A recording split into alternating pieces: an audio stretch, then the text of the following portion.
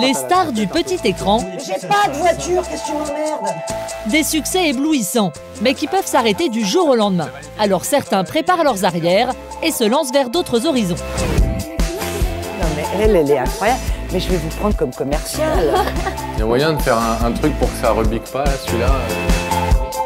L'hôtellerie, la création de vêtements ou le spectacle. Des défis dont ils n'ont parfois pas entièrement mesuré l'ampleur. Pas enchaîner, voilà, c'est tout. Ça me dingue, ça me fatigue. Pour l'instant, c'est un endroit qui m'a coûté de l'argent et qui ne m'en rapporte pas. Mais ces entreprises ont parfois été une bouffée d'air salutaire. Quoi, ça sert de vivre, je m'emmerde, j'ai fait le tour des plaisirs. Alors pourquoi prendre des risques quand ils pourraient vivre tranquillement de leur célébrité? Regarde ça, même les petits jeunes ils me connaissent. Regarde. Comment ont-ils utilisé leur popularité pour réussir? Ont-ils pour autant renoncé aux paillettes et à la gloire? Lundi matin, Christine et son associé jouent les coursiers et vont achalander un de leurs points de vente. Car depuis 4 ans, Christine Bravo s'est transformée en businesswoman et a monté sa propre société de textile. Bonjour madame. Entre son coup de fil qui était vers midi et maintenant, j'en ai vendu 12. Non. J'ai plus rien, bah regardez, là tout à l'heure c'était plein, j'ai plus rien. C'est pas possible. Et là j'espère. Sans arrêt, elle me fait venir. Ouais. Ah, Sans oui. arrêt. Mais ça veut Et puis dire. j'insiste des fois, Ah s'il ouais, te ouais, plaît. ouais. Et Elle puis quand m'envoie je des ferme à textos. 18h30, je lui dis mais tu peux peut-être me les déposer au café d'à côté, Alors, j'irai les je dépose au chercher café demain. d'à côté, ouais. C'est un truc de Et dingue. puis là, je suis heureusement que vous venez cet après-midi parce que moi j'ai un carnet, là je dois appeler une dizaine de personnes. Enfin, c'est quand même un truc, c'est incroyable. Et ça marche. Christine n'en revient pas elle-même. Ce qui crée cet enthousiasme dans le magasin, ce sont ses petits vêtements pour bébé.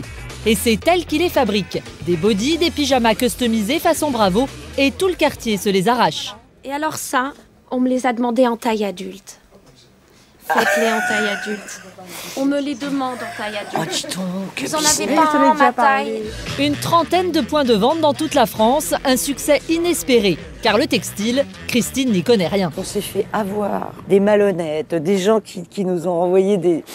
Oh là là, des prototypes magnifiques qu'elle faisait, qui nous renvoyaient des serpillères. Enfin, donc, j'ai perdu quasiment tout mon capital au début et tout.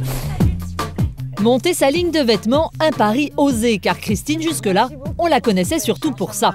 J'ai pas de voiture, qu'est-ce que tu m'emmerdes? Alors pourquoi vous râlez? Parce que je ne veux pas vivre dans des embouteillages, de la pollution, même Mais en tant justement, que piéton. Mais arrête, justement! Ça va rallonger les fils. Enfin, mais dis quelque chose, Alfonsi. Une grande gueule qui a fait son succès et qui lui a ouvert les plateaux de télévision. 2 programmes phares à heure de grande écoute. Aujourd'hui, entre télé et radio, Christine est devenue chroniqueuse professionnelle. Le plus dingue du monde, c'est que je suis payée pour rien. Alors ça, c'est de la schizophrénie totale. C'est-à-dire que quand t'es petit, qu'est-ce que tu veux faire plus tard? Personne ne répond. Je veux rire et gagner de l'argent. Et pourtant, ça existe. Yes, c'est tombé sur moi. Un métier qui rapporte. Alors pourquoi s'être embarqué dans la layette? Les auditeurs, eux, ne se posent pas de questions et profitent de l'aubaine pour réclamer la dernière grenouillère à la mode. Donc c'est une petite fille, je vous envoie un petit body Bravo Hollywood. Il n'y a aucun souci, ma chérie, voilà. Comment elle s'appelle? Apolline. C'est mignon. Un succès qui est né un peu par hasard. Des bodys en guise d'antidépresseurs. Il y a 5 ans, Christine Bravo se retrouve dans le creux de la vague. J'ai eu des problèmes, vraiment de déprime. À un moment, j'étais grosse, j'étais pas bien dans ma peau. L'amour, bon, voilà, j'en ai fait le tour, c'est toujours pareil. Ça finit toujours de la même façon, on s'en lasse. Les mômes sont grands, maintenant, ils ont moins besoin. Les potes, bon, bah, ils sont tous mariés, en couple. Un petit passage comme ça. La crise de la cinquantaine et des problèmes d'alcool. C'est en tout cas ce que l'on peut lire dans la presse à scandale. D'elle-même, Christine met fin à la rumeur. Le seul interview presse où elle acceptera de parler de son addiction. C'est la drogue qui l'aurait prise dans ses griffes. Une mauvaise passe dont la layette va l'aider à s'extirper. Ça m'avait remise dans une envie de faire quelque chose. Et ça n'a plus cessé, étonnamment, dès que je suis redevenue quelqu'un de souriant, de détendu, et ben le boulot, j'en refuse. Christine repart pour un tour. Des vêtements d'enfant un peu déjantés, logique pour celle qui a 55 ans, n'est pas vraiment une mamie gâteau avec son petit-fils. Il a évidemment interdiction de m'appeler mamie. Et regarde, c'est ta mamie. Je déteste je peux pas. Voilà. Vous voulez qu'il vous appelle comment? Christine. Mais comme ça se dit, c'est indicible. Le crrr. Pour un bébé, il va mettre 8 ans à m'appeler crrr. Alors il va m'appeler crrr. Je m'en fous, mais pas mamie. Mamie ou pas, l'idée de Christine est bonne. Sa reconversion est une réussite, même si sa société ne lui rapporte pas encore de bénéfices. Mais son nom fait vendre, car 25 ans après, Christine est plus populaire que jamais. Regarde ça, même les petits jeunes, ils me connaissent. Regarde. Elle est pas belle la vie, vous? Regarde. Une célébrité qui étonne l'intéressée elle-même. Comment ça se fait que vous me connaissez à ce point pour vouloir des photos, alors que... Qu'est-ce que ça peut vous faire, quoi? Je suis une vieille pour vous. C'est pour vos parents?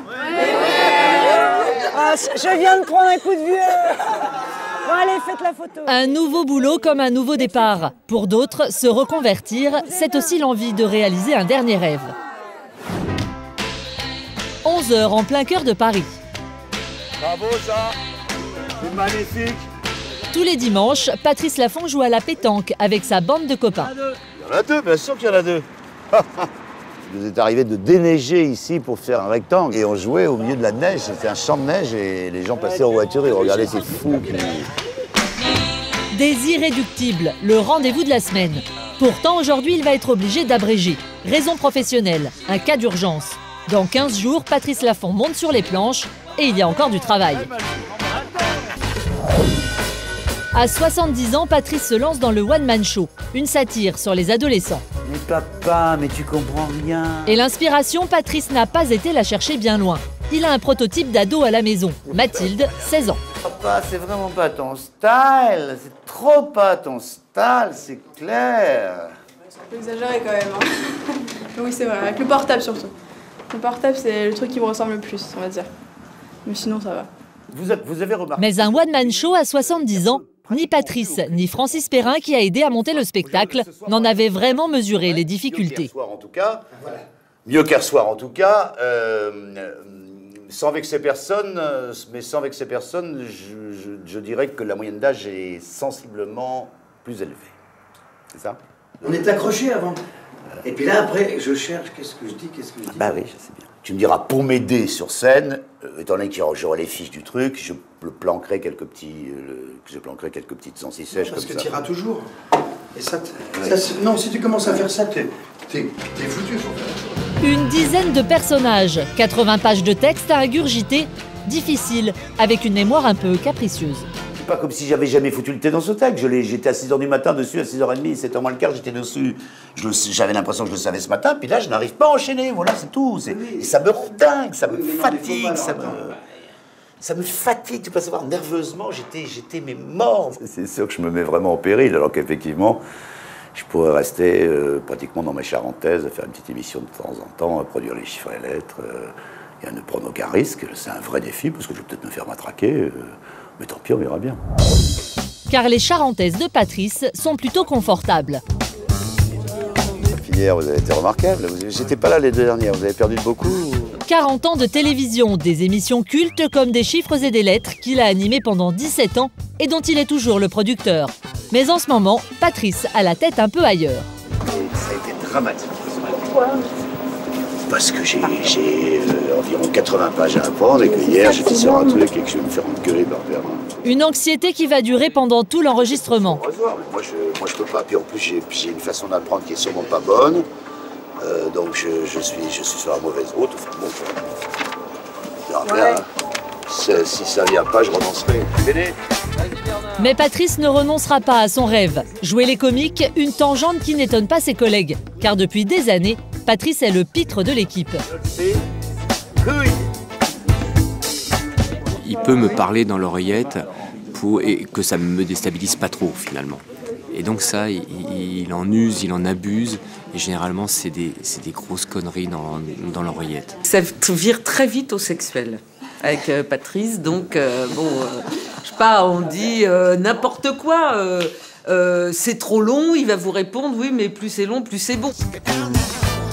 Un clown un peu tendu qui s'échappe, le générique de l'émission à peine terminé. Allez, j'y vais. Je vais bosser. Réviser son texte une dernière fois car dès le lendemain, il sera sur scène. Redeviens la petite fille. Nous sommes à Liège.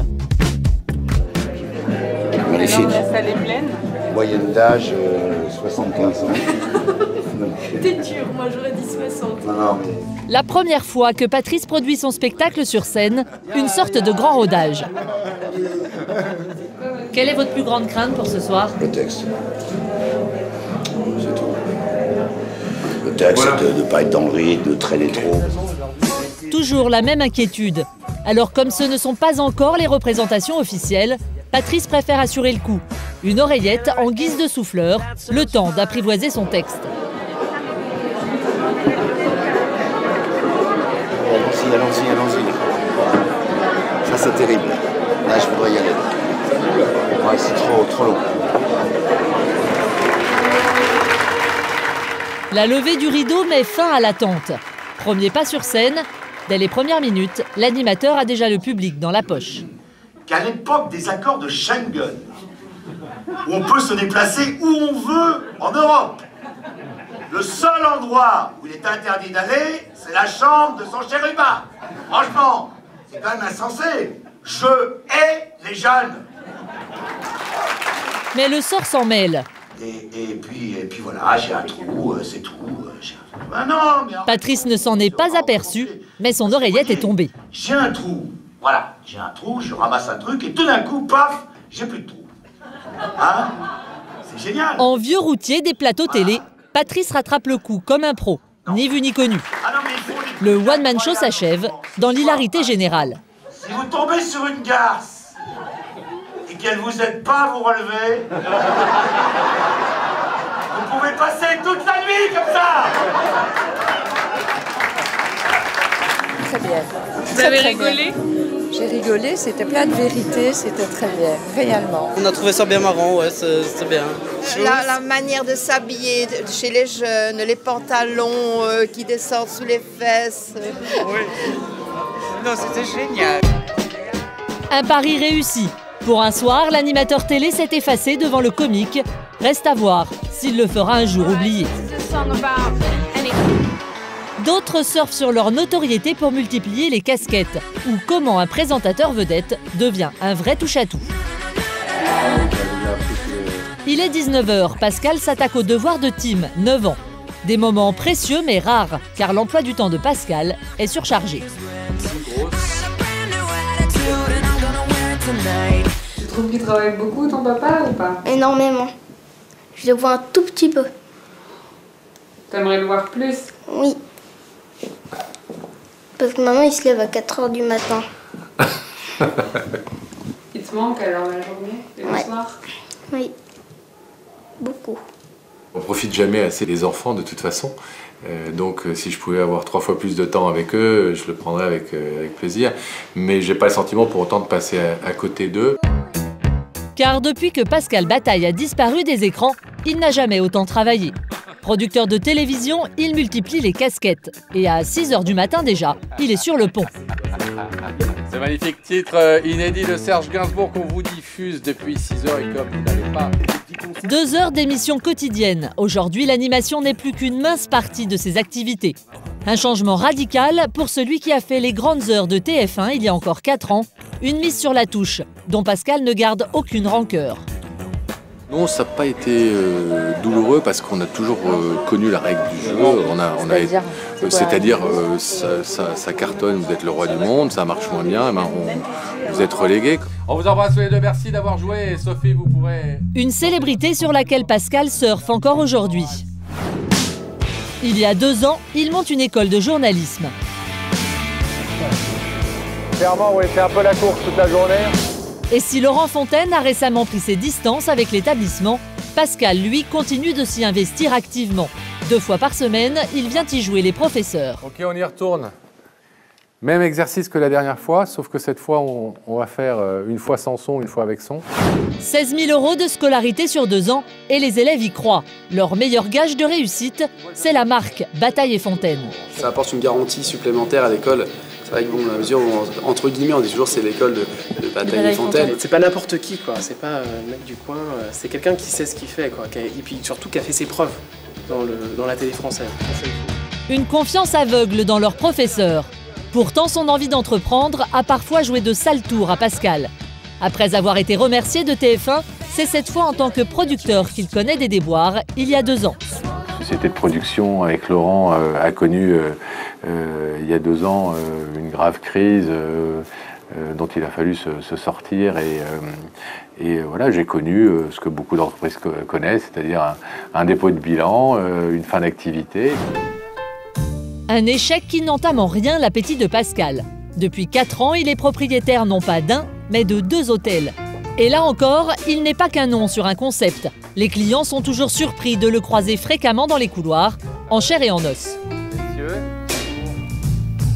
Vers 23h, alors que j'étais à la réception, en fait, je savais qu'il y avait un client qui arrivait en bateau débarcadère avec ses valises et son épouse.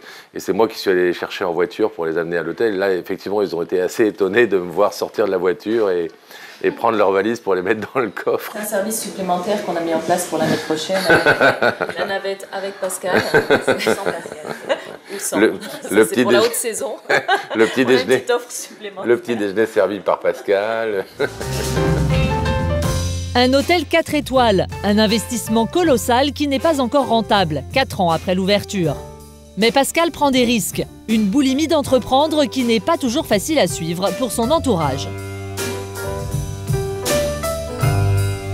Il a 75 idées dans la tête, 35 projets en même temps et que moi je suis derrière.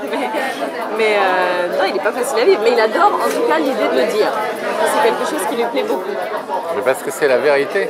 Ça fait quand même l'air de rien 17 ans qu'elle supporte ce garçon. Très facile à vivre donc forcément.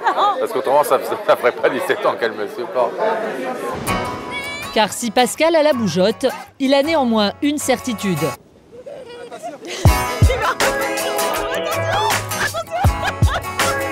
Son seul pilier, indétrônable, reste sa petite famille.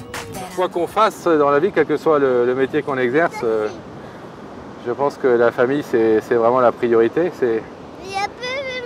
Et lui, c'est un rayon de soleil de chaque jour. Et ça permet aussi de se recentrer sur les vraies valeurs. Comment tu m'aimes? À la quoi? À la folie? Tu m'aimes à la folie?